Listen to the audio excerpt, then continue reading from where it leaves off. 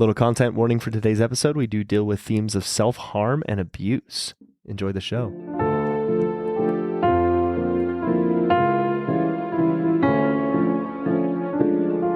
That was horrible. Derek, come here. Derek, come here. What's up? Quick, no, What's up, quiet. I better know where this bit's going. Okay, now look through the blinds. You see, I put a window between us and our usual recording spot, and I moved all of our equipment over here just because it's very important. I was curious about that. Look through the blinds. Yeah, no, it's kind of a cool setup that I got. How can I look through the blinds? But they're blind. That's not important. Listen. They're gonna open them. Okay, see, look in there. I'm looking. Okay, that's where our chairs are, where we usually do the podcast. You see that? Yeah. But there's a person in your seat, and there's a person in my seat. Oh wait, that's freaky. And for some reason, both of them are outside in the front of the house, and I don't know why. Have you called the police? That's why I called you in here. I don't know if should I be concerned about these people? Wait. What? Notice something else? What is it? The puppets are gone. Oh my! Where are the hold on. Where are the puppets? No, look, dude, that's Science Jim. That's a full-grown man in the flesh. Yeah. Really? No. So that can only mean. Oh, that must be Count Trivia. That's a Count Trivia. Are that's they a whole recording a Count Trivia. podcast right now Without us? Why are they in like black veils covering their faces? Yeah, though? and It's a why little are spooky. they not puppets? Why are they not my, puppets? That's my the, main the concern. most concerning thing is our puppets have become humans at this point. We're both yelling right now. They're right out there. Oh my God, they looked at us. Wait, should we go ask them? No. I don't. I'm gonna go down Should there. we go call the cops? Derek, be careful. Be so careful. They're human puppets now. I don't know what could happen. Hey guys, what's going on? Today's the day. Today's the day, Derek. What does that mean? What are you saying? Today's the day. It means today. we didn't I mean, really it's, talk about. it's a literal fact. It's I thought you would today- be smart enough to Today get it. is the day of any days. It's today. I don't understand. Today is the day. What does any of that mean? Thanks for giving me a mic when I walked in the room, by the way. No Anytime. problem. Thank you, everyone. Welcome onto the show. The co-host, Derek. Yeah, so we've been doing. Anyway, Derek, you can Derek? sit down. Are they doing Sinister? Should we be worried? I got the cops. On Sinister? speed dial. We did watch Should I Sinister. worry? How did he know? Yes, It- we are here to discuss the movie Sinister. Remember that part with the girl and she raises her bloody hand along the and wall? it was so spooky. And then You remember remember the boogeyman? Yeah, remember? What about the lawnmower? Oh God!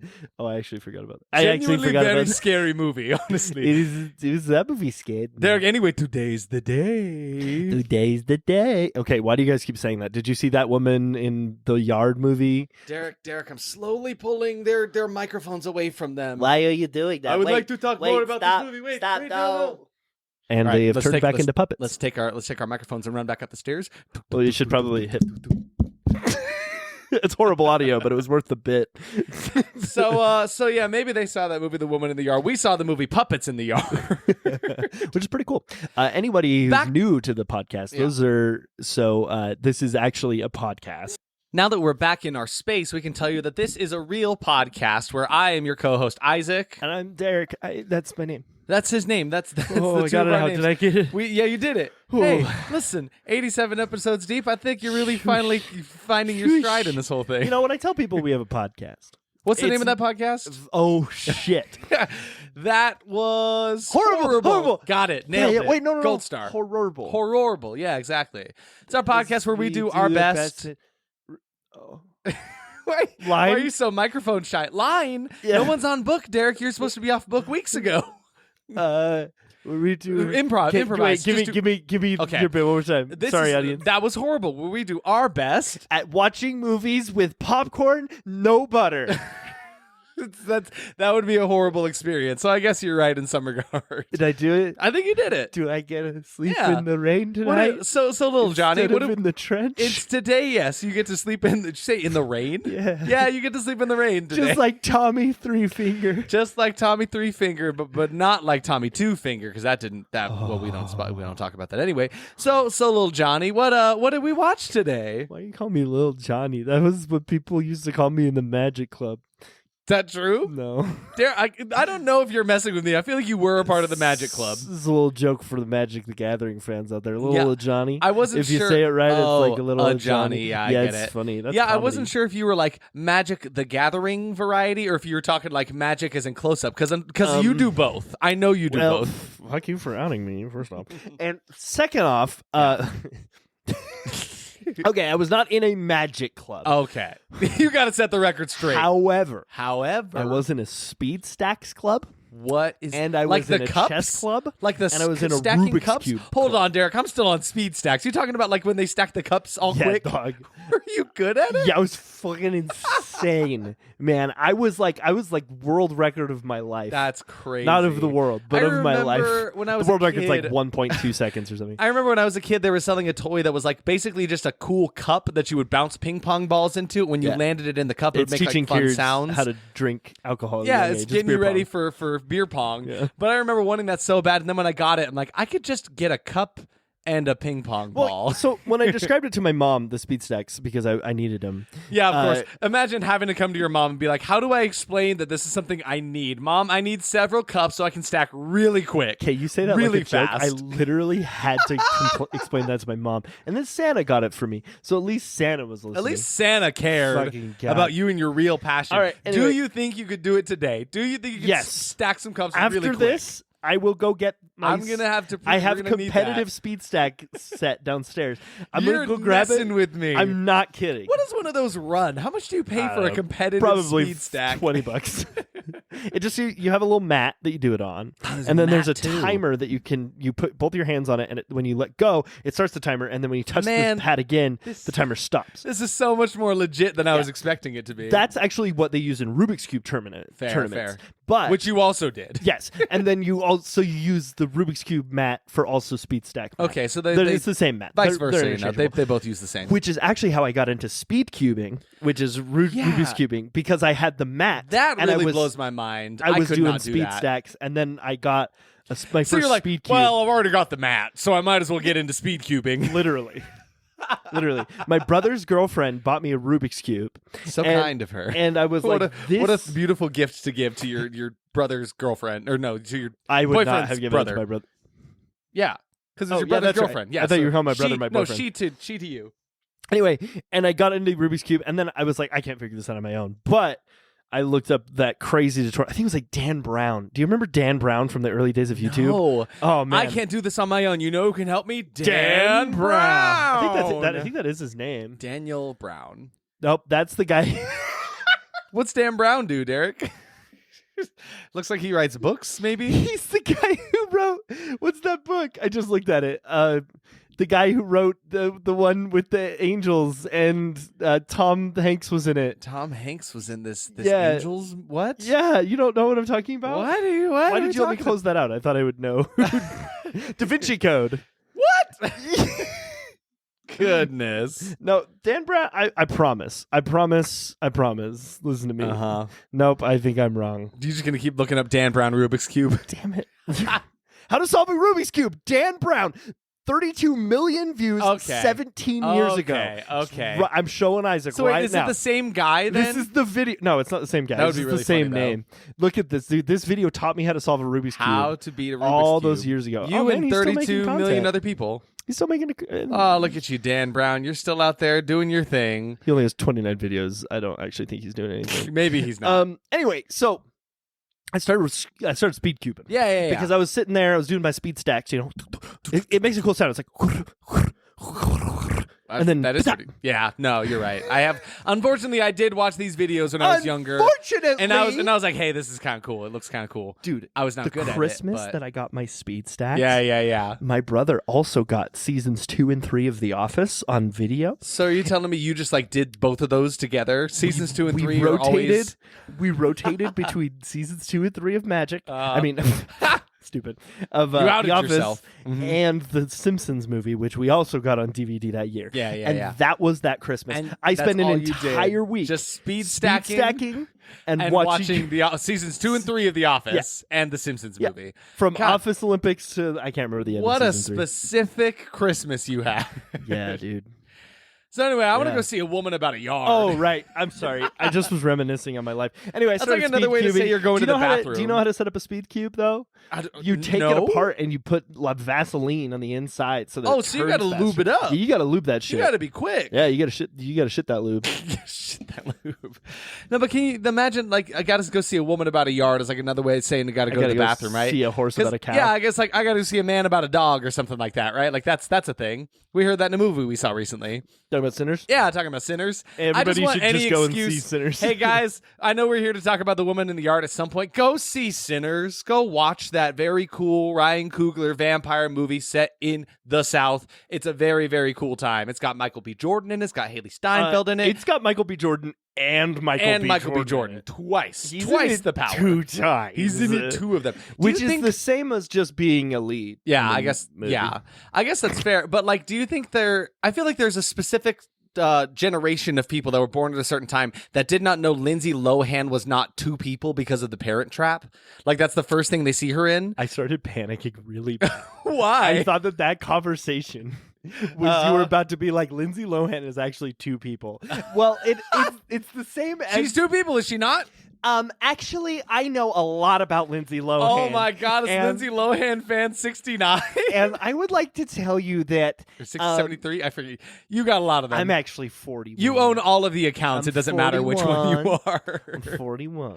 You're Lindsay Lohan fan 1 through 8 infinity. Now, I was watching that movie, The Sinners. Right? Yeah, of And when I course. was watching, I can't remember if this is the voice she had. No, I think that's it, for I sure. think it's right. That was This a character long that time hasn't ago. returned for decades at this point. I heard the word Lindsay and Lohan. My God. Remember her and Herbie? That's how she appeared to me. Herbie I was fully just loaded, sitting there yep. at my couch and I hear, meh, meh. I look outside. There's Lindsay Lohan driving Herbie. in that sentient car, and she brought everybody me here. remembers. And the reason this relates to the movie you guys watched, Of course, which yeah. it doesn't. It connects to Sinners and it connects to The Woman in the Yard. Somehow, I trust you Well, to connect so it all. Sinners, anytime there are 2 people on screen, Of course. at the same time, Yes. Now they were brought together by the power of God. Okay. Now everyone always says, no, movie magic. Movie But magic.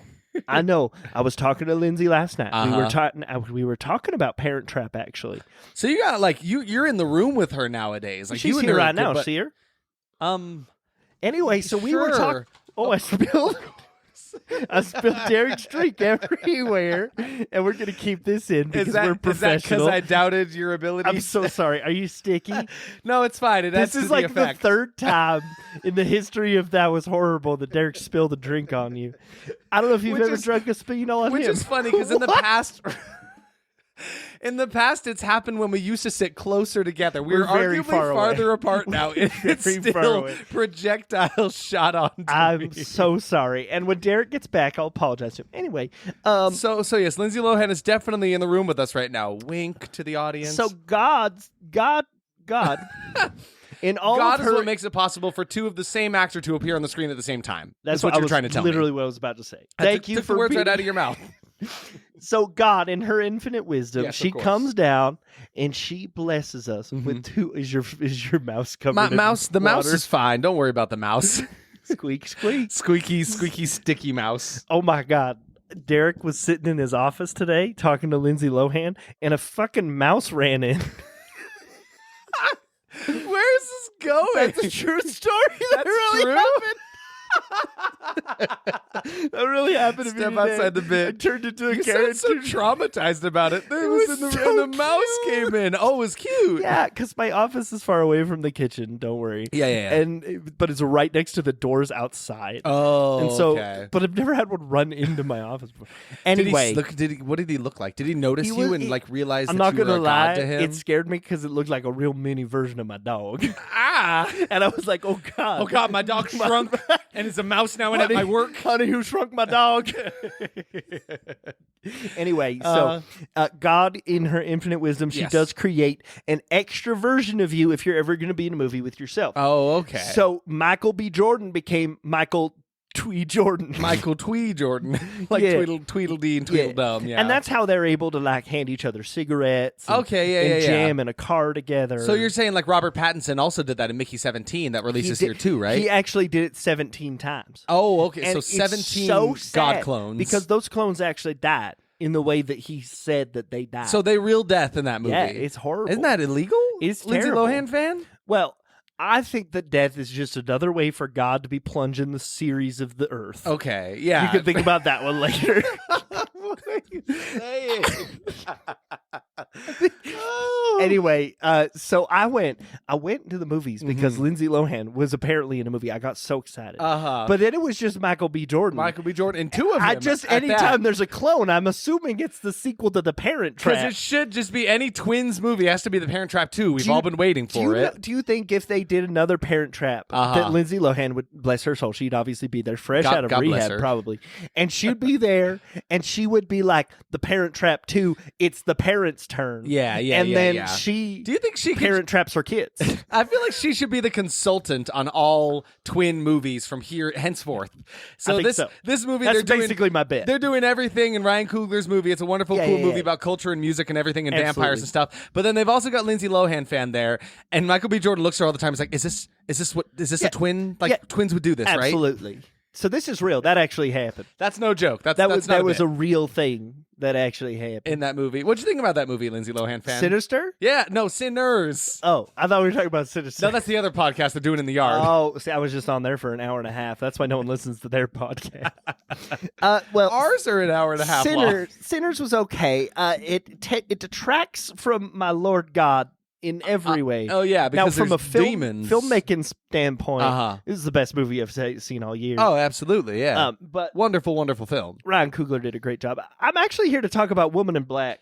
Woman in with Daniel Radcliffe in the yard, maybe the woman in the yard. Oh, I'm actually next door. So sorry. I heard that Daniel Radcliffe played a twin in that movie, and so I got really excited. All over the place. I just wanted to be on their podcast. I'll go. Okay. Well, thank you for your time, Lindsay Lohan fan. Did she die?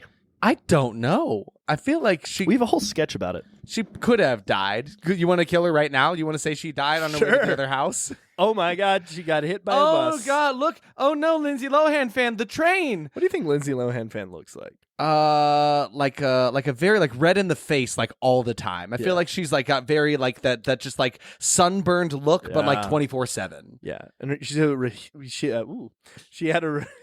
Wow. A receding hairline. That is actually what I was going to say. A receding hairline. You're like, you turned into Scooby-Doo. Woo! I heard she had a receding hairline. Hey, wait. It's describe how to do a character voice hour. It's your turn to do how do you do Count Trivia's voice? How do I do Count Trivia's voice? Well, imagine the oldest, like the most like sophisticated person you know, and put them back decades in the past. Okay. Yeah, and then imagine you're doing Doctor Strange. Well, no, you have to do each voice. Oh yeah, so it's someone very old from the past, and then you have to imagine you're doing Benedict Cumberbatch doing Doctor Strange's voice, where he's like, Dormammu, I've come to bargain. I've come for your pickle. And then do like you got to throw a little actual vampire in there. So you're gonna throw in like some like what is him, Adam Sandler doing the Dracula from the Hotel Transylvania. He's like, I do not do blah blah blah, and you mix them all together, and then you've got Count Trivia. That's crazy because I feel like you could have just said that guy from Sesame Street. That no, we don't listen. Legally, actually, no, I feel like Count Trivia is pretty different because 1, 2, yeah. I deliberately, when starting Count Trivia, was like, I can't just do the count, right? Like I can't because he's Count Trivia. He's a puppet vampire, and that area has already been taken on the street corner. You know, they got dominion over all of Sesame Street. So we got domain and dominion over this little area here, this slice of heaven, also pertaining to this house and the yard in front of it. Hey, pretty good segue. I like that bit. Let's talk about yards. I do like the bit about go inside the voice. Yeah, inside the voice. This week on Inside the Voice. You just did that short on our socials of me doing high horse, the description of how to do high horse voice, and I listened to it like 12 times. I was dying. It's stupid. It's ridiculous. So funny because it's so real. Yeah. It's so real, and I feel like you nailed it. It's very genius, real bits there. So I'm gonna go see a woman about a yard. I believe you said you wanted to make that a new phrase. It's a new phrase. Yeah, I'm going to start saying that now. What a wonderful phrase. What a wonderful phrase. Oh, shit. Disney's going to sue us. Oh, shit. Disney, no. Please stop. Put the gun down. Speaking of Disney, do you know who directed the movie the Jungle Cruise? Why are we? I was so like, right on. Derek's heading into the stuff. With this bit. I'm walking. I'm with you. Do you know who directed the Jungle Cruise movie? I don't. I just know it shouldn't have existed because Dwayne The Rock Johnson was in it, and it just shouldn't. I don't know. They did weird things with that movie. Well, the craziest thing about it, my friend, is it was directed by someone very, very intimate with you who did a movie that you've seen recently. Oh? The Woman in the Yard. Hold on. You're saying these two movies have the same director? Yeah. The Jungle Cruise Disney movie. Yep. And The Woman in the Yard. Yeah. Am I getting that right? You are correct, my friend. Wow. Mr. Really makes you think. Mr. Jean Collet Serra. Uh-huh. He's from Spain. I think I did that wrong. Sure. What else has this? That was one of the funnier things I've ever done. Just in history. Inflection is fun. No, yeah. So what else has this person done? He's also directed Black Adam. Oh, another very successful, good movie that and everyone loves. Orphan. That one was better. That one did better. And House of Wax, which has been a contestant to be on this podcast many times. Yes, absolutely. I think we've almost watched it a ton. There have been a few times where I'm like, maybe we should watch that. Did we pick a movie for next time? We did not. Want to watch House of Wax? Perfect. Throw it on the Paris throw it Hilton on the chopping is block. going to die next episode. Chop it on the block with the Hoppin Bop. What?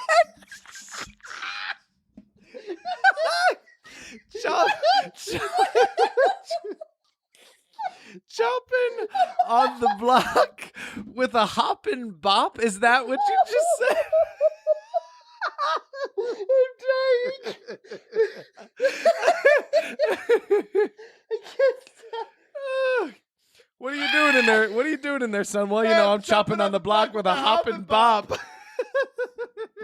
Can that be the episode title, please? It has to be. Are you kidding me? Oh my god. Oh my! I don't even know what that means, but whatever it means to you, the listener at home, that's what's important. Can we make Keep that in your heart. Can we make shirts?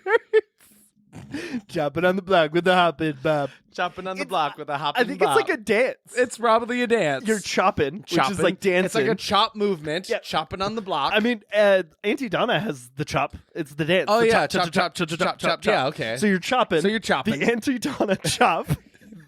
Everyone knows the Auntie Donna chop. And you're doing it on the block, so you're doing it on the street. Yeah. Right. And there's someone out there with a crazy whip. What are they saying? Dance? They're whipping you to dance? Is that like what people call their car? Oh, a whip. Yeah, I got the whip. Yeah. Sorry, did I gotta ride the whip. Right? I just didn't know where you were going with that. I'm like, yes, you're saying yes. Dance for me, dancer boy on this block. No, do the chop for me. Someone's got the windows of their whip down, and they're playing a Hoppin Bop. So where does the whip come into play? Whip. Oh, yeah, that's different. Anyway, we're chopping on the block with a Hoppin Bop. I'm gonna write a dance song. Yes. I'm gonna do it. Please do. And I'm gonna get big. We're gonna release a music video that's like, it's also one of those like, teach you how to do it. First you chop on the block, and then you hop to the bop, and you chop into the Hoppin Block Bop. And you're chopping to the Hoppin Block. I'm chopping the block on a Hoppin Bop. It's getting away from me. I don't even know what it is.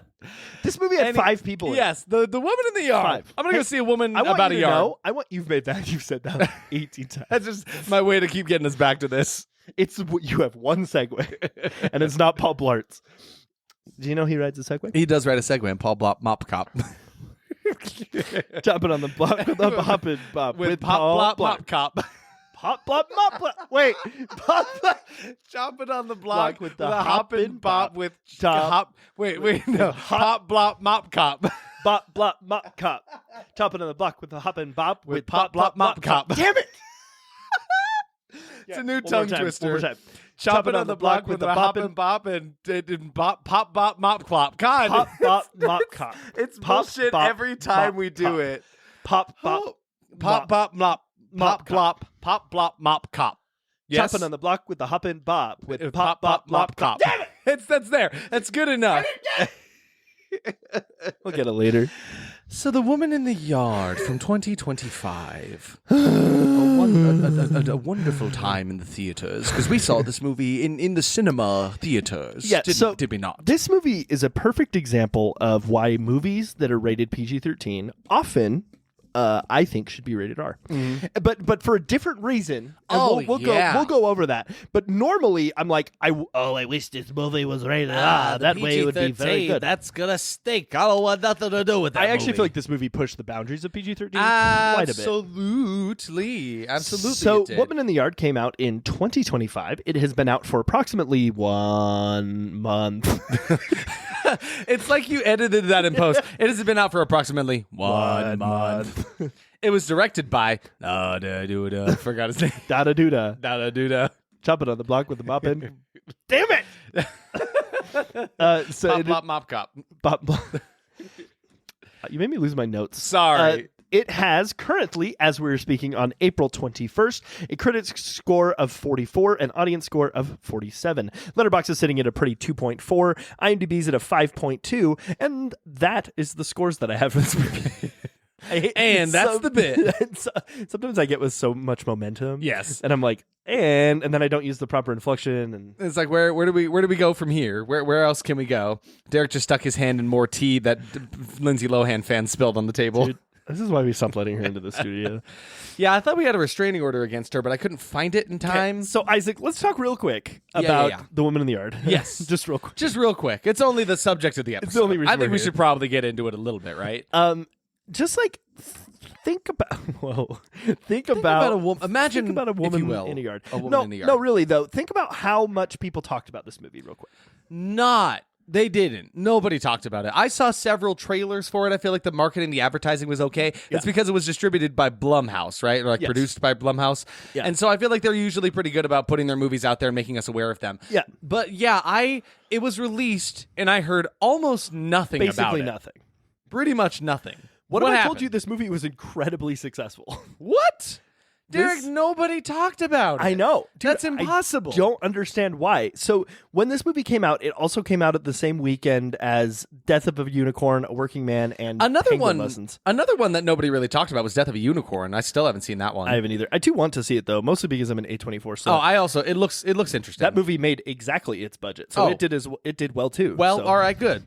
But yeah, it's weird to see like who's going to see these movies and just like keeping it to themselves. Woman in the Yard was actually projected to make about $5 million. It had a budget of $12 million. Okay. So in its opening weekend, it was projected to make about $5.5 million. Okay, cool.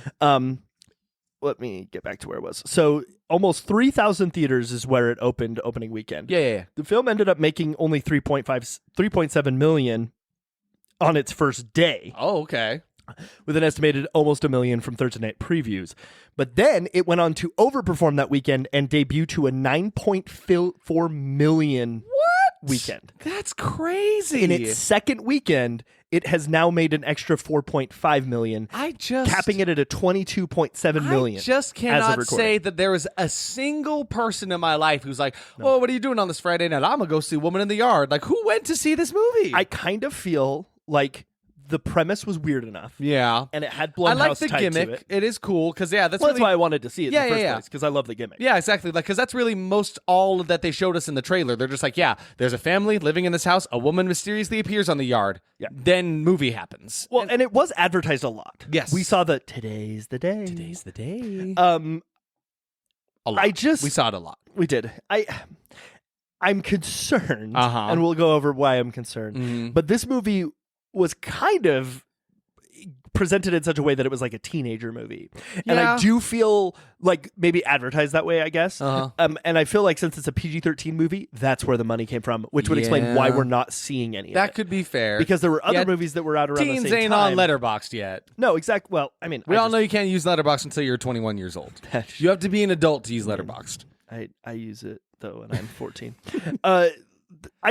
I'm surprised, right? I'm surprised that it has made so much money. But I do also think that, I mean, looking at those 4 movies that came out that weekend, if you're in high school, you want to take a girl on a date to a movie. True. You're not going to take her to a movie about a penguin and some old man. You're not going to take her to what a rated... was that one? The Penguin Lessons. I didn't even know that existed. I just talked about it. Like, what is that?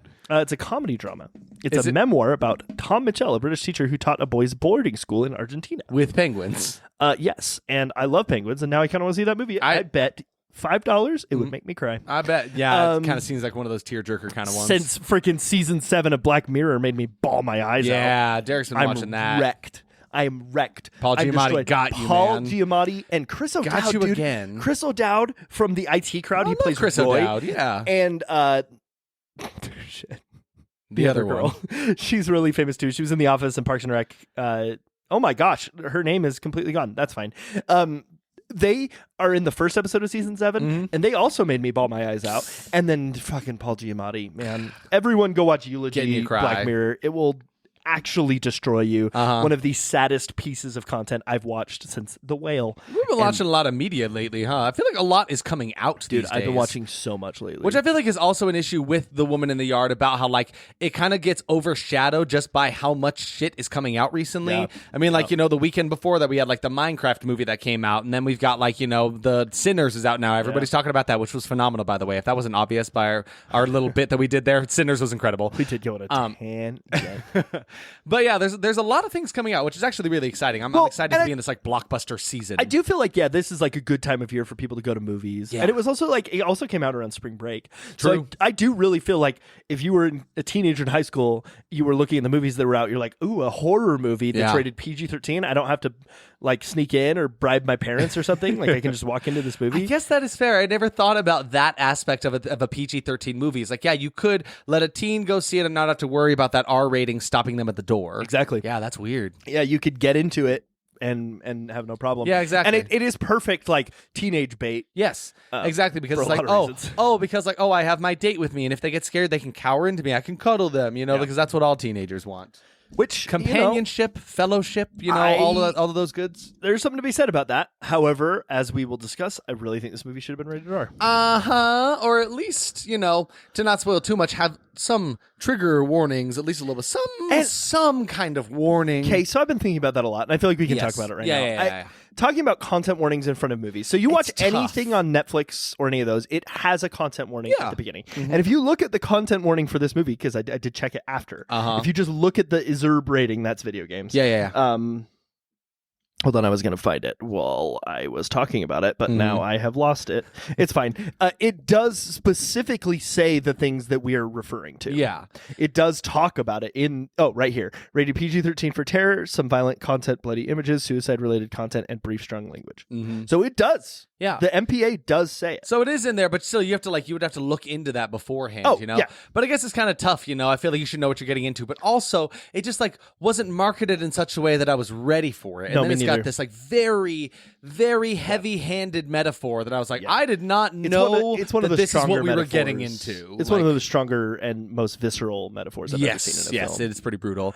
But do you have more to say on the movie behind the scenes? It was almost like Oscar bait worthy. Yeah, that makes sense. Just that one scene. But we'll talk about that later. I don't really have too much else to say. Other than this was actually written by a guy named Sam Stefanik back in 2020. But he also wrote F is for Family, the famous movie with Bill Burr. We love that. Were we talking about that off camera or on camera? I think that was off camera. We said some funny bits about it. Just that, you get depressed working with Bill Burr. Yep, and then you go and make a movie like The Woman in the Yard. Oh my God, it's so bad. So should we get into our expectations then? Yeah, probably. So for me, going into this generally, I was like, I am not excited about this. I'm interested to see how it looks and how it sounds. What happened? Yeah. Everything stopped. Whoa. That's not moving anymore. What was that? That was spooky. Whatever just happened there. I did not like that. We just lost connection for a second, and then in the playback there was some weird. There was it sounded like that. Just think I'm gonna keep it. I think I'm gonna keep it because we're talking about it now. It probably won't even come through that way, but maybe it does. So yeah, we'll keep Derek's in there at least for a little bit. So we got haunted for a second. That was kind of spooky, horrifying. I don't want. As we're talking about a movie about the spirits in a sense. I mean, okay. Well, if you don't want to hear the actual explanation for it, you can skip ahead. But skip ahead 20 seconds. What actually has happened is I kicked one of the cables and it got slightly dislodged. Dislodged it. So we're not actually being haunted. Sorry if I ruined that. Cop, mop, cop. You did it! Oh my God, you weren't even a fop. Oh my! We can't keep going. It's a fop. Chopping on the block with a 5 o'clock block. Damn it! I'll get it. Keep going. So anyway, generally going into this movie, I was not like I was like interested in it. I also like a gimmick in a movie, but there was something about the last trailer that they released for it kind of made it seem like it was doing that, like, oh, it's a horror movie, but it kind of cuts its own tension with some comedic lines, and I wasn't sure if I was like, oh man, trusting the balance of those two within it. I have no idea where you got comedy. It was just one. There was like one. Yeah. It was the last trailer they released, because everything leading up to it was only one person be like, "There's a woman in the yard," and then she says, "Today's the day," and it was just all creepy spookiness. Then there was one trailer where they like made some comedic line about something. It was just like some jape to someone. I can't remember what it was exactly, but every time I say "today's the day," I feel like I say it like Shane Topp doing a voice. Today's the day. I don't know. It just feels like something he'd say. So what were you generally expecting in this one? That it would actually scare me. That I would like get home and I would be freaked out and I would be all uncomfy. Yeah. That's fair. That was actually just my first expectation. Oh, okay. Well, I guess my general expectation was that it would be like a decent movie. Yeah. Besides the... Yeah. You were kind of looking forward to it. You were like, I was stoked. I remember that was like two things you said. You're like, I'm interested in it for the gimmick, and also I feel like it's going to scare me. Because Derek, do you fear... Let's get therapy mode. Do you fear seeing a woman in your yard? Oh, yes, I do. Yes. Actually, because I have some trauma with that. What? Yeah. Wait, I didn't know there was trauma behind that. Yeah. I thought you were just scared about the scenario. I'm kind of worried that person listens to the podcast, though. Oh, Not that there's any way that they could. I'm not friends with them on anything, but like, what if they heard? But what if they heard? Anyway, I don't want to... Should I out them? So I had a soccer you don't have to use names. in high school. Okay. It was pretty... it was a rough situation. Yeah. I'm not going to go into it too deep. Yeah, no. But there was one time my buddy called me on the phone. He was my neighbor, and he was like, "Derek, she's in your yard. She's staring in your room." On earth? And I went and looked outside the window, and absolutely, she was standing at the edge of my driveway. That's terrifying. And my parents' house now has a huge like compound gate in it because they're a cult. And now though, there was just like a willow tree. Yeah. And I'll never forget because there was a bridge, and the bridge was like just barely finished being constructed. And standing in the driveway was this like silhouette. And she was just staring down the driveway. And if you know my house, you know that that's like a far ways away. So I was seeing this like from a distance. That's terrifying. But then she moved and she went up and stared at my window from the overpass. And then she said, "Today's the day." Right outside my window. God, that's terrifying. And I've always been scared of people from the outside because when I was a kid, my dad, This goes deeper. You got trauma on top of trauma with this movie. One of the scariest things that's ever happened to me in my life. I've always been scared of the darkness. I mean, who isn't, right? No, it's a very darkness is always terrifying me. But like I hated looking outside because it freaked me out. Of course, it's dark out there. And I still do. Like I'll even like run past windows now as an adult, and I'm a 30-year-old man with a career. And nothing scarier than taxes. Which is so real. Oh my God. Anyway, and as a kid, my dad, he had this like beekeeper's hat that he used to wear because he used to be a beekeeper until he got stung by a bee and found out he was allergic. Oh. Fun thing. What a way to find that out. You're like, I got to change my whole career path now. Are you kidding me? It wasn't like his carear. It was just a hobby. Still. My dad's done everything. Anyway, he one time put on his beekeeper hat and then like made some noises from outside.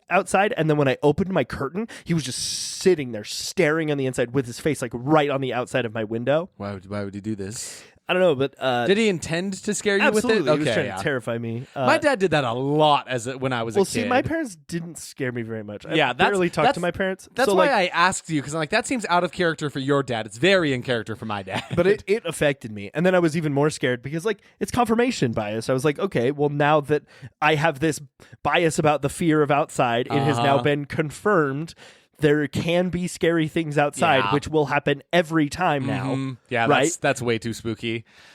But sorry about that tangent. Anyway, my first formal expectation is that this movie will actually scare me. Yeah. Jumps. My first formal expectation was, I think, like I mentioned before, it kind of cuts its own tension with comedic lines. Again, that was based off like one very small bit of a trailer that's like wasn't based on a lot of stuff. What was your next one? I will really love the gimmick. So there being a woman in the yard causing havoc in this house, but I'm not going to care for the plot. Yeah, that tracks. I said it's going to give way too much backstory on the yard woman. I feel like what a lot of movies, Blumhouse movies specifically, more modern horror movies, they have this need to explain everything in it, and I feel like you lose so much mystery and like your antagonist, villain, creature, monster, whatever it is, if you like explain exactly where they came from, what they did, what their motives are, losing that mystery. I feel like so that's what was going to happen with our yard woman. I mean, bringing that back to Sinners, it's not really a spoiler, but the main villain of that movie, you know literally nothing about him. He's just dropped into the story. Literally plopped right in. Yeah. And it's great because it makes things scarier when you don't know every single thing about them. So I figured that's what I was thinking is they would give us too much backstory and she would be less scary by the end of the movie. Yeah. You don't mind? Kid actors. Hey, kid actors. You got a kid in a movie, huh? Actors. You think you're gonna be all rich? Kid actors. Well, when your kid steps out onto the stage and start going, what happens out of his mouth? Kid actors. He can't act. Oh, he can't act. Oh, you put all your money into him. Oh, he'll be in one film. Oh, unless he's Haley Joel Osment. This has been a PSA for Haley Joel Osment. You know he got arrested recently? Yeah, dude. You see that video? He was crazy. Anyway, Haley Joel Osment is a true partier, is what I'm gathering. I mean, when you're a kid actor like that. That's true. That was a nice little callback. That's probably why he was on my mind. Oh, okay, that makes sense. But so yeah, kid actors. Good. Kid actor thumbs up, kid actor thumbs down. In parentheses, confused. Okay, fair. My next expectation was Derek will jump a lot. Fuck you. Because I know a Blumhouse movie gonna have jump scares in it, and I know Derek's already scared of this movie, so it's gonna get him. Well, and I'm just a jumpy guy. Yeah, it comes you jump from my extreme anyway. ADHD. So like jump scares in movies just really mess me up. What's your next? Dog death. I saw the dog in the trailer. There was a dog. Saw that it was a mid-budget horror movie. People love to kill a dog to get more sympathy and fear, and it's sad. I hate them. It's sad. The real tough ones, the real lovers, they keep the dog around. Yeah, the dog is the one that triumphs against evil at the very end of it. Always, every time. I said there were going to be 0 deaths in it. It was a small cast of like 3 people in a house, the woman in the yard. Yeah. Pretty much all we saw. Like, there's something that tells me, especially since it's like a mother and her 2 kids, neither of them are going to die. Yeah, I was also with you. I actually was thinking about that as the movie started. I was like, oh man, no one in this movie is going to die. No, we're not going to see any deaths. So yeah, I wasn't expecting anything like cool practical effects or anything spooky like that. Yeah. So that was my next one. And then my final one is wasted potential. I just feel like I feel like this story as a whole had a lot of potential, and I feel like it would just get squandered. It could have been cool, yeah. My final expectation was it will have a few off-putting moments. I think there were some things you can do with the gimmick that can be genuinely actually like eerie, off-putting, kind of spooky. Like there are some bits that look really cool of like her shadow spreading through the house. Like I'm like, okay, that could be kind of cool. I think so. It might have some like cool scare factor to it, right? Yeah, absolutely. So should we start chopping on the block with our Hoppin Bops and get into this movie? Start off at the top on the block with a Hoppin Bop. We start at the top with Paul Blart Mall Cop. Dang it! Pop Blart Mop Cop. Listen, it's not fair to you because I made up some bullshit words. Like, I mean, I did too. You just have better alliteration than me. So we are into The Woman in the Yard from 2025. How do we start this movie? How did it? I mean, we are introduced to the characters, right? We've got a mother who is disabled now. She's doing that thing. The movie starts. So I have this really messed up thing where every time I take a video or something like really cute with Emily, I'll be like, "This is the kind of video you'll watch when I'm dead." That's right. I forgot that's how the movie starts. She starts in bed looking at like on her a phone. Video of her husband. Yes, who is now passed away, right? Yeah. And so she's just like replaying this video of when he was alive, and it's like a sad thing. It's like, okay, so we understand this woman is sad. Husband recently passed away. She gets out of bed. We see she's got this big brace on her leg. So it's like, okay, so we can assume maybe something happened between the both of them that led to his death. So it was a car crash. We pretty quickly find out that it was a car crash. You see a car in the backyard destroyed. Yes, it's all messed up, covered with a tarp and stuff. And she obviously lives in this like huge farm. Yeah, but they it's never a nice do big any house. Farming. No, they don't. But like, there's even in the video at the very beginning, the husband is talking about how like they bought this house as kind of a fixer upper. He wants to name the farm, blah blah. So it seems like they've come from a ways and set up shop in this little farm area. It's like their new life kind of starting like there, right? What is the movie? What is the musical that talks about fixer upper? She's a bit of a fixer upper. I feel like they say that in Frozen. They talk about Frozen? that. Yeah. Is it? The little trolls sing about that. That's kind of fucked. You're right. Like, hey, son, we adopted and brought into our world. It is Frozen. Yeah. They're like, this girl's like, all right, but she could use some fine tuning. Basically, that song is the plot of The Taming of the Shrew with Frozen characters and golems. Isn't that also like Pretty Woman is a similar situation too? Pretty women. We don't need to be fixing people, okay? Love them for who they are. But anyway, there's they're living in this house. It is now the mom, husband's out of the picture now. She has two children. He's dead. He's dead. Yeah, he's out of the picture. Actually, we never learn if he's dead. We just know that she's sad over him and that he's no longer there. No, he's definitely dead. He might have faked his own death. He might be alive. He's off doing his own whole thing now. He joined a band. He had a midlife crisis and decided to like fake end his life and join a band. So the mom got in a fake car crash to make her kids feel better about her husband leaving. Oh my God. No, the movie starts off like on a pretty sad note though, right? Where it's like this family, she's like struggling to be in the single mother role now. It seems like she's got a pretty iffy relationship with like her oldest son and then her youngest daughter. Yeah. It's the two of them. And like it's just that there's always contentions between them the entire time. The family dynamic sucks. Immediately, as soon as this woman, her name is Ramona, as soon as she gets out of bed, you hate her. Yeah. There is nothing redeeming about her character. It is unfortunate. Like every single line she says, I'm like, you are just despicable. You're just terrible.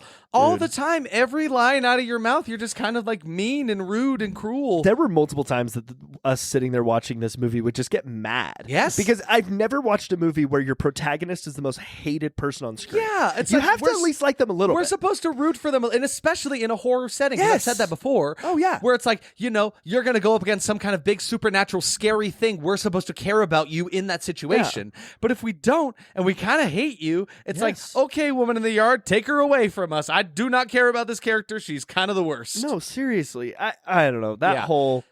Her whole dynamic really sucks. Yeah, and it's like it's tough when you put it like her situation into perspective, right? Because like I get it, you're struggling to be a single mother. Your husband just passed it because it seems like it's fairly recent that this happened, like only within the last maybe month. Yeah, it's very recent. She's still hurt. Yeah, she's still injured from it. She still has flowers on a table, but they're all like dying. So it's like it's not the week of. It's been probably a month since the car crash. And we meet her son, who's like I think his name's David. Mm-hmm. Nope, her name is his name Taylor. is Taylor. Taylor, yes. David was the husband. That's right, yeah. So Taylor, and he's just a little brat, man. Yeah, he definitely I feel like has some resentments towards her and that's another thing. It's like, why are you kind of mean to her? I get the impression based on like the things that happen in this movie, that they did not like their mom at all. Yeah, and it feels like the mom and dad fought a lot. Yeah. I mean, it does show that to us a little bit. Mm-hmm. I mean, knowing what we know about the end of the movie, she was just dealing with a lot of mental illness that was not being properly managed. And we don't really see any of that of like her previous relationship with the kids though, right? So like it's not, we have to assume that like, maybe there is kind of a bad relationship there between them, but they just like all kind of hate each other and treat each other poorly. Yeah, they really do. And this poor little girl, Annie. Oh, yeah, the little girl. She's so sweet. She's just the kid actor. Toddler. And she's like, or I don't know how old she's. Maybe 11. She's learning 10. her alphabet. So whatever age that is. Yeah, that girl could not write an R. There's a whole scene where the mom is like getting pissed off at her because she keeps writing the R's backwards. And there's a whole lot of that even sitting here talking about this movie, I still don't feel like I understand. No, I'm there's just a lot thinking about that too. Mirrors and reflections and things backwards. And I don't really know if that ever like gets resolved or meant anything.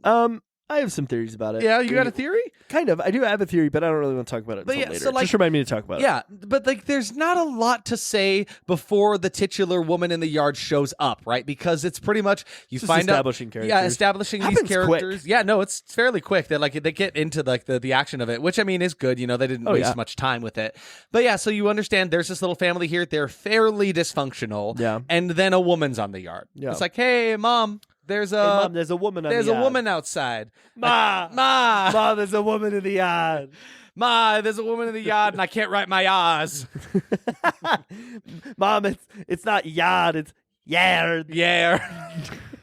What does a backwards R sound like? Ra.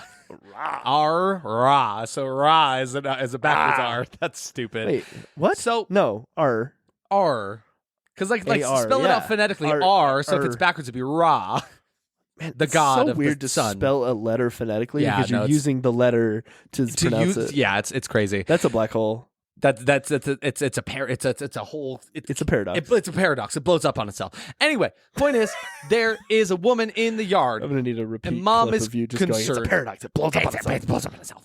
I'll use that as a GIF. The mom is obviously kind of concerned about this. So it's a woman in like what appears to be like this, like it's a very She's in a funeral nice- gown. In a funeral gown, yeah. She's got this black veil covering her face, so she looks kind of spooky, just sitting there proper in this like rusty chair that wasn't in the yard before. No. And she's a fair distance away from the house. Yeah. Still, because it's a large plot of land they live on. Yeah. But so like she's a ways out, but it's like, okay, what is she doing here? And so she's kind enough to be like, hey, miss, what are you doing out here? I think you might be lost. Yeah. And she has a little bit of a conversation with her. She has here. a little bit of a conversation. She points a gun at her, which, like, if there's a woman in my yard, listen, I'm gonna be like, I want it on my yard. But then I'm not gonna just like immediately. Wait, no, they don't have it. the gun. They don't have the gun at this point. The gun doesn't come out later till the son grabs it. Oh, you're right. Yeah, so yeah. She does just yell at her because she's on her crutches. Another reason we hate her, yes, is she kicks the dog outside on a chain. Yeah, for basically no reason. So the dog exists. We've seen this dog before. The dog is outside with I think the son for a scene, unchained and just like totally hanging around the owner. Like the dog is not the type to run away. No. So then there's a point where the dog is continuously barking at this woman in the yard because she evil. It's a woman she bad. in your yard. It's a woman I have a dog. a stranger. When she sees people in my yard, even if she knows those people, she loses her mind. Exactly, right?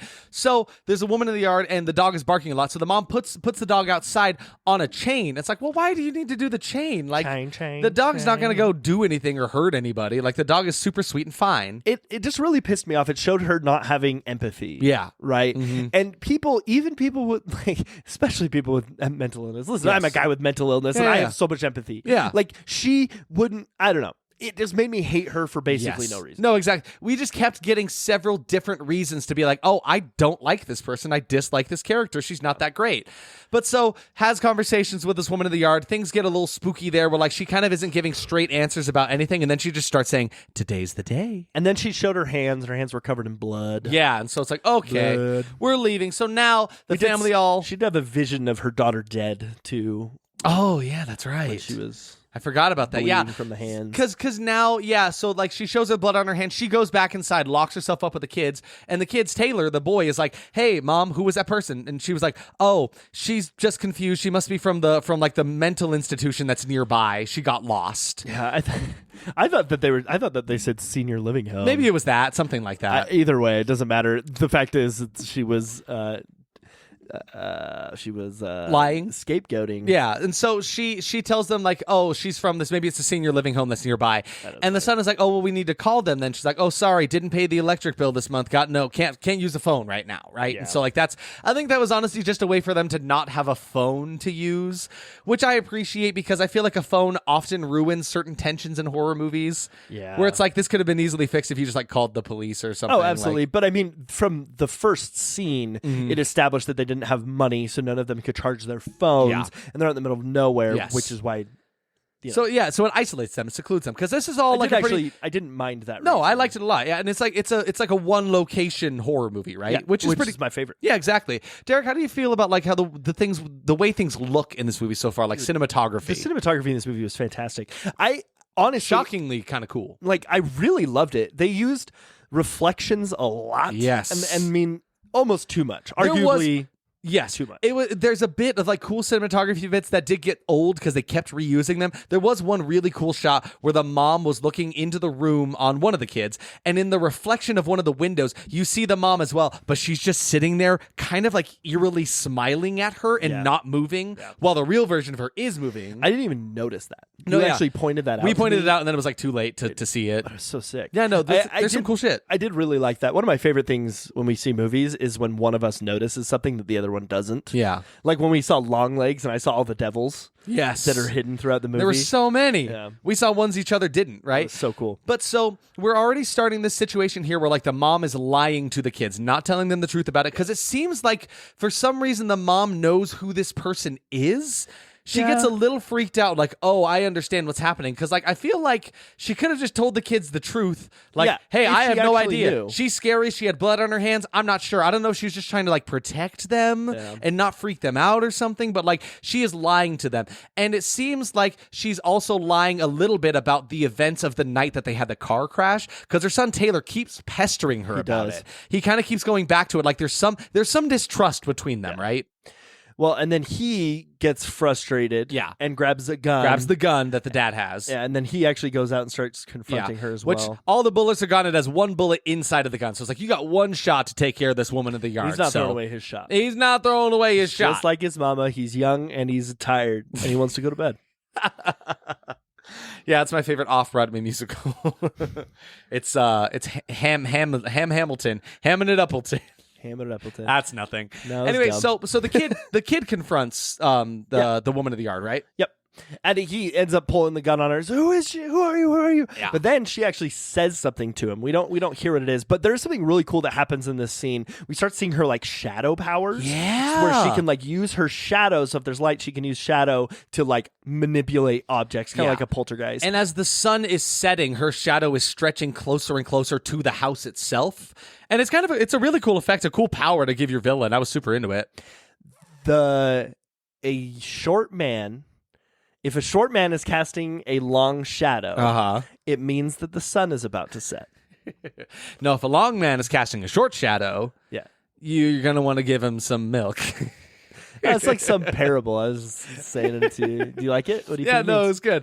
But now he's moving on. So the woman in the yard, the woman in the yard, it seems she shares some kind of secret with our boy here, and she kind of says like, "Oh, your mama's been lying to you. You know, she's not everything she appears." And he starts listening because at first he's got this gun trained on her. Yeah, but he's then like, "I'll pull the trigger." She's like, "No, hear. I believe you." And yes, exactly. Tell him what he wants to hear. Goes in the house and confronts her. He's like, "Hey, you lied about what happened that night. What actually went down the night that you and Dad were in that car crash?" And she loses it, man. Yeah, she does lose it. She has this like crazy vision of her holding her baby and then stabbing the child. Yeah, there's a weird like out of moment there nowhere where she's like holding. Yeah, she like grabs her and then she has a knife in her hand and she sees her reflection stab into the child. I actually am pretty sure why that happened. But then it turns out it was a pillow the whole time. But anyway, so now we see a flashback of what actually happened that night. And this woman just kind of complains to her very kind husband. He's super nice. He's so nice and understanding. And she's basically telling him about how like she never wanted to move out to this farm in the middle of nowhere. She likes life in the city. She's miserable with her family, her job situation. She can't do anything out here. And she kind of just hates her life. Yeah. And just like kind of like not in a way to say like that's bad of her to hate her situation, but she was so cruel to him, who at this point, as far as we know, has shown her a lot of kindness. Yeah. And he even tells her like this moving to the farm was an us decision. It was not me, it was not you. But even after she's kind of like dissing on him in this decision, he's still like, this is an us problem and we will get through this, right? Yeah. But so it was after this point in the night, she was the one driving the car, because I think in her fake story, he was driving the car and that's when he died. But it turns out she was the one driving the car. And then this is another weird thing. As they're driving after this argument, the roads are kind of slick. She sees in the reflection of the rearview mirror this woman in the back seat. And it's the woman who's been in the yard, right? Yeah. And then they crash. Yeah. And so it's like, that's where I'm a little lost on like what this woman, this entity is. Because like, is she the reason that they crashed? Like when did she just happen to appear at that right time? I don't know. Help me out here. We could get into it. Do you want to get into it? Yeah, we can. Okay. Well, okay. So, I mean, this is where the trigger warnings come in. Mm-hmm. You do come to find out that the being in the yard is a embodiment of suicidal thoughts. Yes. So yeah. So I guess before it gets into that, the sun starts to set even more. Her shadow begins to stretch closer and closer to the house. Now she can actually shadow manipulate things in the household itself. Right? And she starts like chasing him around. There's a really cool sequence of them like running through different rooms of the house, having to close all the windows, closing all the windows, and the hands like or like the shutters them. Specifically. Yeah. Which I did really enjoy that. Yeah. No, I thought it was a really cool sequence of events. They end up in the attic upstairs, and there's a crazy like weird sequence that happens where they only have a flashlight. They drop the flashlight, it starts spinning around the room. I hated that because it was flashing. No, it was turning on and off over and over and even over. Me, who doesn't usually have a problem with flashing lights, I did not like it. Yeah. But yeah, so there was a whole sequence of that. Then things get really crazy where you're not sure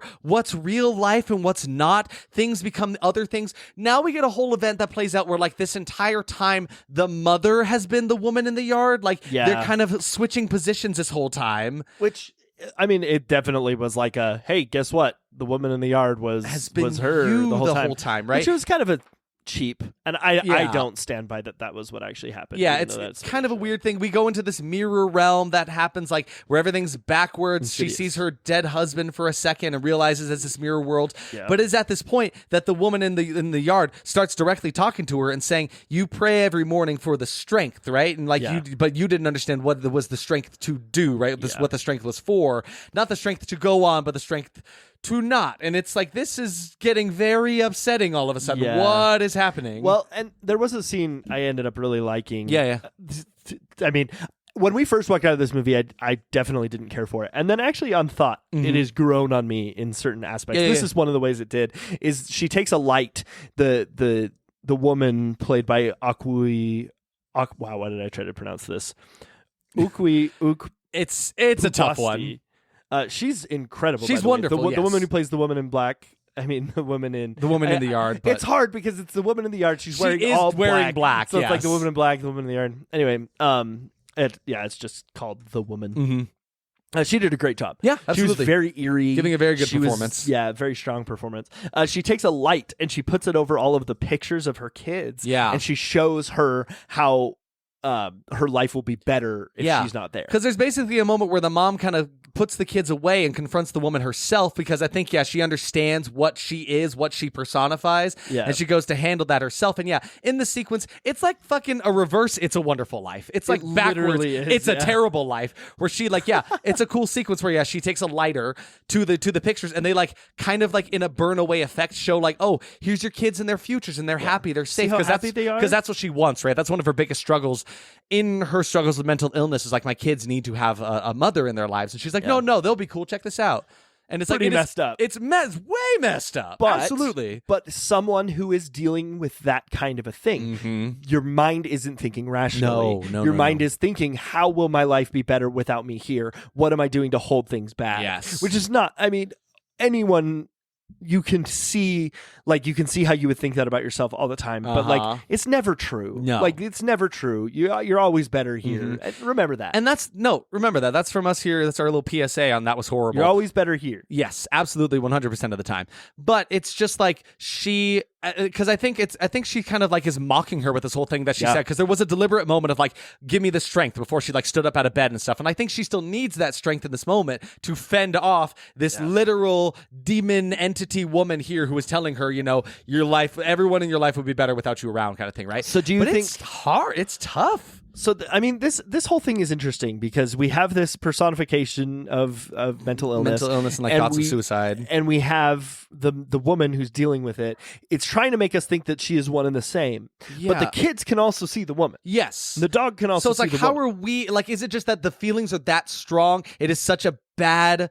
Like, it is affecting your life so much that it is physical to other people. Other people can see it, I guess. I don't know. And it's so interesting that they use this mirror so much, because it's obviously she's reflecting her feelings onto her kids. I guess it's like what she sees in the mirror is what she hates. Like, I guess. I'm trying to make sense of the mirror thing. You could argue that, like, this whole thing is just in her head. They don't actually see a woman in the yard. She's imagining that. I don't really like that. I like that there's this demon who preys on people's feelings. And it would make sense for there to be a demon who does something like this. But it's really tough, especially since it's like, okay, we have hated this woman this entire time in this movie, right? Like, this woman is terrible. But now we're put in this like morally like hard to justify situation where it's like, I don't know if does she get a pass because she's like feeling these kinds of things, that she was being so terrible? Like, I don't know. I feel bad that I was so hard on her, knowing that she's struggling with this, but like, okay. I struggled with mental illness my whole life.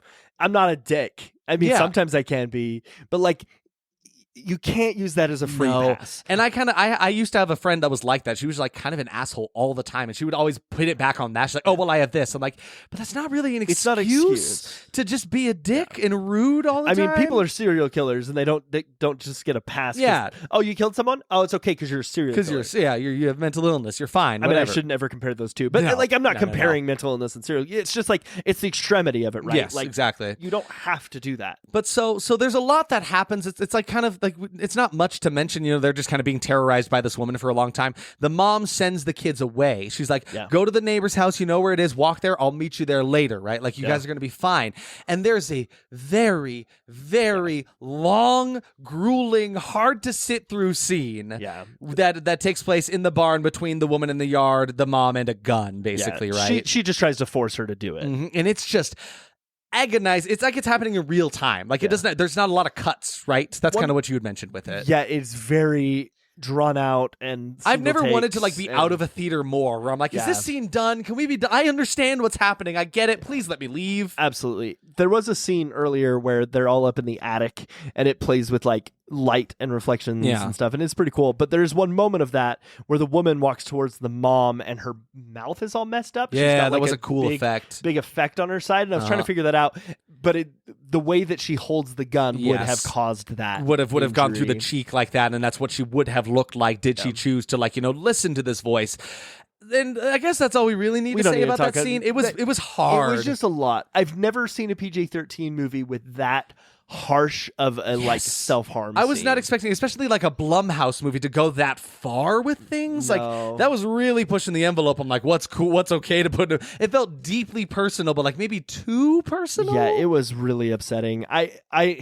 I'm not one to get triggered from movies. We've watched a lot of movies. I can think of one other movie that triggered me, and that was When Evil Lurks. Yeah. But and we're not talking about this in the sense of like, I'm triggered, go to Target. It just was hard. It's like, it's one of those things that is like, it's bringing up feelings that you don't want to think about. And I think that's why trigger warnings are important. They do kind of get Karen'd, right? Yeah. You know what I mean by that? Like, they get kind of talked down of. It's like, oh, you're triggered. Yes. Well, no. But these are sensitive topics to some people, right? Trigger warnings are really important for that reason, because sometimes you're not fully healed from something, and seeing something that could potentially reopen that wound can put you back in that mindset.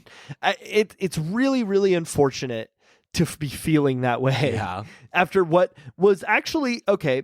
So now everybody knows the big plot. Well, let's finish up the movie. Yeah. Because we're right at the end. So basically what happens after that is like there's a very long, grueling, awful to get through scene where that happens. You're not sure what's going to happen. It even cuts away back to the house. You're like, did she do it? Did she not? The kids come back to the house. Mom walks out. It's okay. So she didn't give in to these voices. And in a hilarious like Hallmark ending, the dog this movie comes back. Literally Hallmark. Ending. Because there was a whole sequence we didn't talk about where like you assume the dog is dead, right? Yes. You see her shadows reach out to the dog. You don't hear a yelp or anything, but like the dog is just gone, and they kind of play with that a little bit, but the dog does come back by the end. It's like, oh, it's a happy ending. The kids are back. Oh, look, the power's back on in the house. It's Christmas, kids. So stupid. But then they walk into the house. There's one of the moms, because the mom was a painter, by the way. Yeah. There's one of the mom's unfinished paintings. It kind of shows like the woman in the yard and the mom in like in one like. You do see that painting earlier in the movie, and it's all messed up, and you can't see what it is. So like the two of them are one, but in the corner you see her signature, and it's backwards. Yep. It is flipped. So it's like. So were we in, unnecessary? Are we in the woman in the yard's world? Does that mean she did give in and then pulled the trigger? Like, what does that mean? It's definitely open to interpretation. I don't like the mirror use. I don't know what this like mirror world means. Yeah, it's definitely. I mean, the way that the dog comes back, the way that they Hallmark walk into the house, you could make the argument that that's just them. Yeah. Saying no, she actually did it. Yeah. So like, which is kind of tough because I feel like it sent a good message at first, being like, don't give in to those voices, don't do it. Look at her; she was able to triumph over this. Well, and if that is the case, it's showing that life on the other side is better. Yeah. So that's even worse. It's literally like that. That scenario is horrible, and I did really hope that's not what they were going for.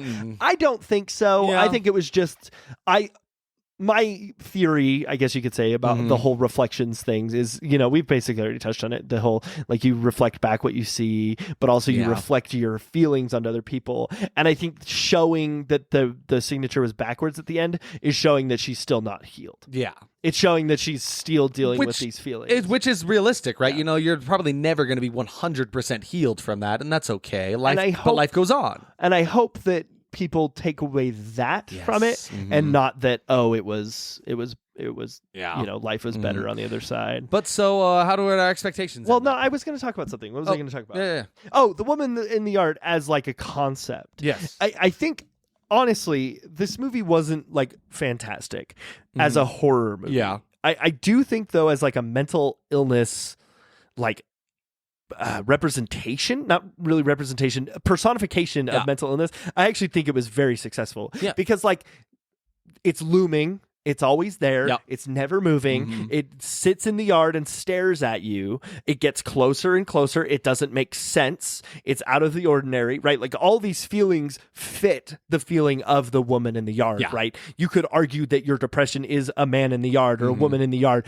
who's just sitting there staring at you, waiting for the chance to come in, right? Like that. I actually really like that. Like, and this was me like the last couple of days just kind of digesting the movie. But then also a lot of the things that happen throughout the movie, you know, like not getting along with her family and the paintings and like all of these things, they really do fit that mentality of mental illness. Wow. So our expectations after this movie. My first one was it cuts its own tension with comedic lines, not nearly at all. I was misled with whatever I thought from that one. No comedy. No, whatsoever. It was pretty bleak the whole time, and all of them were mean to each other. This movie will scare me, like not just jumps. Yeah, actually, there was some genuine fear there. Not a lot, not like Skinamarink, but when I came home, I still found myself looking at shadows. Yeah, that makes sense. I said it will give too much backstory on the yard woman. I mean, technically, no. I don't really know. I still feel like I was left with a lot of questions about her specifically. Like, it's obvious what she's personified as, but like, what was with the mirror stuff still? So like, I guess I appreciate that I do not know everything about her. Was she just the mom's feelings? Was she actually like an entity coming to torment her? I don't know. Yeah, I don't know either. I'll really love the gimmick, but not care for the plot. Mostly. I thought the plot was lacking in force, but it had some really good ideas. Yeah. I said Derek will jump a lot. He definitely did. Oh, I got pissed. Derek definitely got jumped. He would get mad. He would like thrash in the seat. He was like, how dare they get me with that jump? And that's another one of those jumps was in the car when she saw the personification behind her. Yeah. That led us to believe that maybe she crashed the car herself to try and end it. Yeah. Which is such a bleak thought. Yeah, very much. But I mean, it's a bleak subject matter, right? Possible.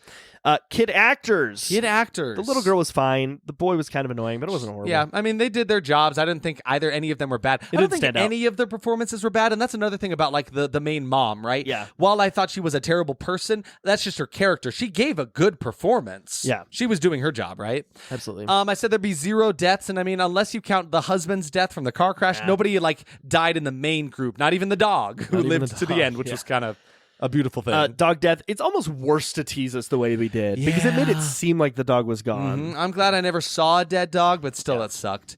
And then I just said it will have a few off-putting moments. And I mean, that one specifically was pretty brutal. Absolutely. Wasted potential. Just so much. There was a lot of wasted potential here. I feel like tone it down, make it R.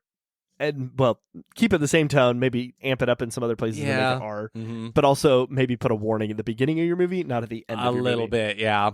So surprises on this one. I was surprised. There were some neat choices with the cinematography that were pretty captivating, but then some of the gimmicks were used way too frequently, like them playing a lot with the focus. We didn't talk about that very much, but there were so many shots where like there was an object in like the foreground that was in focus, then it would shift to the object in the background was in focus, and just a lot of that all over the place. Just a lot of shifts in focus. They watched Severance and thought, this is it. Yeah.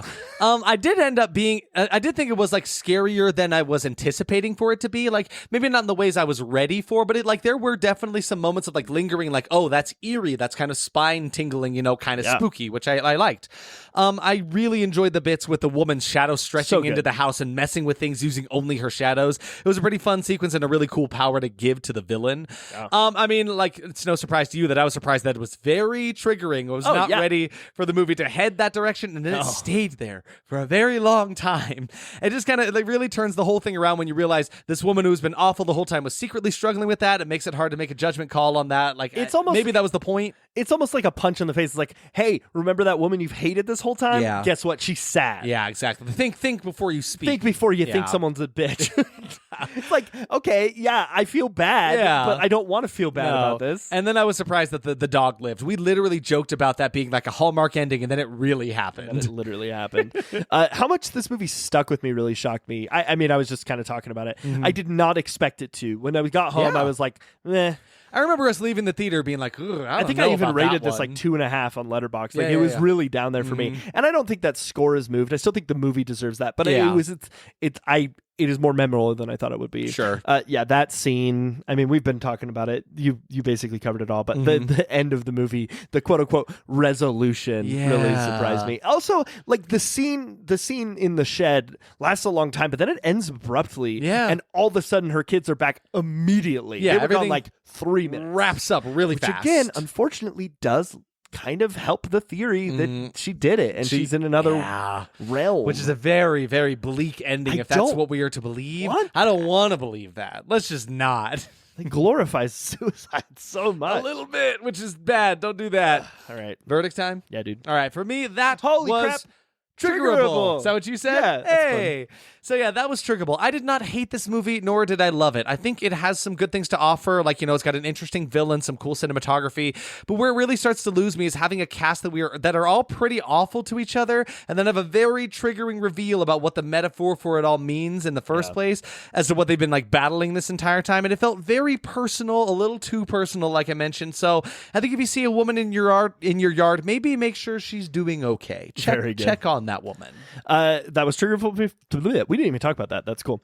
It's interesting to have a hidden message that is so genuinely potentially triggering. While I think suicide should be talked about, and in the end, like, I actually do like the medium in which it was told, maybe make your movie R or give some sort of warning at the beginning of the movie. I do think that Woman in the Yard is worth seeing if you go into it with the expectation that it's a film about mental illness. The expectation is so much different than what you actually get from the trailers. And if you do have that expectation, you can go into and see the message, appreciate what it's doing, kind of like Babadook, right? Yeah. Like going into that movie, understanding it's a mental health movie makes it better. Yes.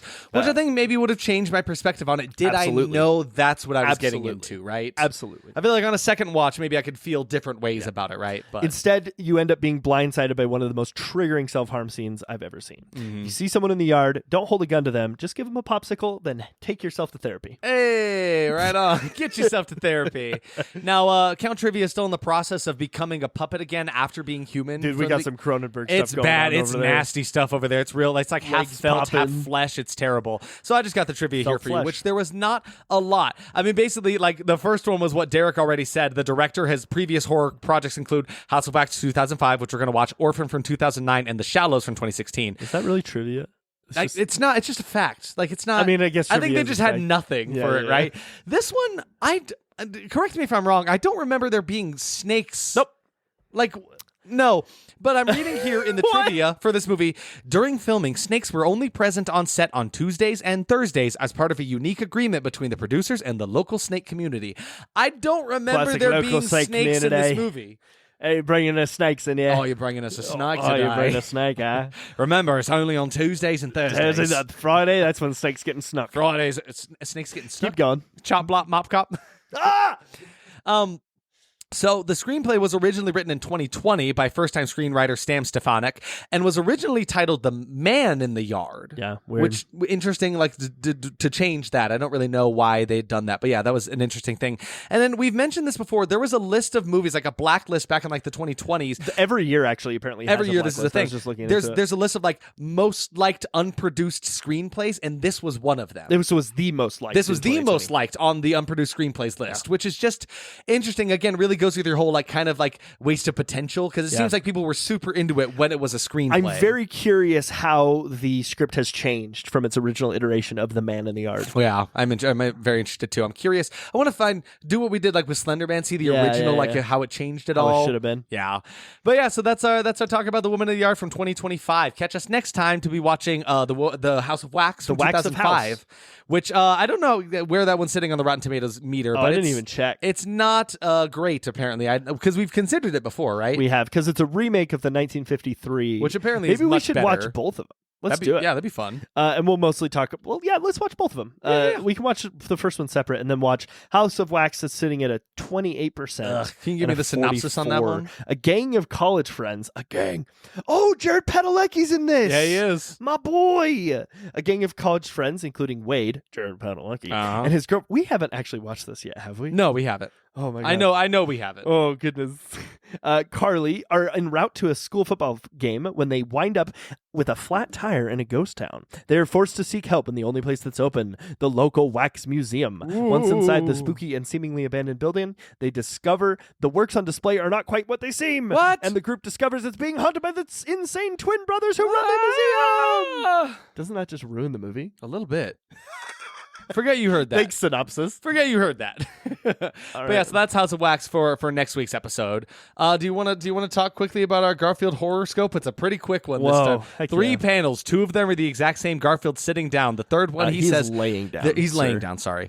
The third panel, he says, "There's nothing I enjoy more than nothing." I'm gonna be the black border that's missing from the middle panel. Okay, yeah, I'm gonna be the smile on Garfield's face as he lays down. So if you look at this, you see 3 panels. You see Garfield in one with a black border. You see Garfield in one with no border. And you see Garfield in another one with a black border. Mm-hmm. If you think about the fact that he's like, there's nothing I enjoy more than nothing. He literally created a state of nothing. Yes. He opened the borders of his life into the website. Outside the box. He's literally outside the box. And it's beautiful. Think about that in your own life. Mm-hmm. You can lay down. You can remove your walls. You can step out. Be outside that box. Mm-hmm. Be yourself. Be genuine. And really just to echo that, like Garfield is having a wonderful time. So like in what Derek says, do those kinds of things and just enjoy yourself. Just take a moment. Do nothing. Life is fast all the time. There's always things going on. There's so few moments to sit back and do nothing and feel good about that. I struggle with that personally about like being comfortable doing absolutely nothing, nothing productive. And so like enjoy that. Like have a smile on your face. Be comfortable in your nothing. There's 48 other people looking at this Garfield comic right now. Right now, 48 people viewing it with me. Thank you all 48 people for being here. I'm sure ready? You're fans of this podcast. Say our new sign off with me. Yeah. Chop, block. No, chopping on the block. Chopping on the block with the Hoppin Bop. With chopping on the block with the Hoppin Bop. Chopping on the block at the hub. Hey, follow us on our socials. Follow us on all of our socials. We have been That Was Horrible. As always, Garfield be with you. Stay spooky. Chopping on the block with the bop and hop. Pop, plop, mop, cop. Goodbye.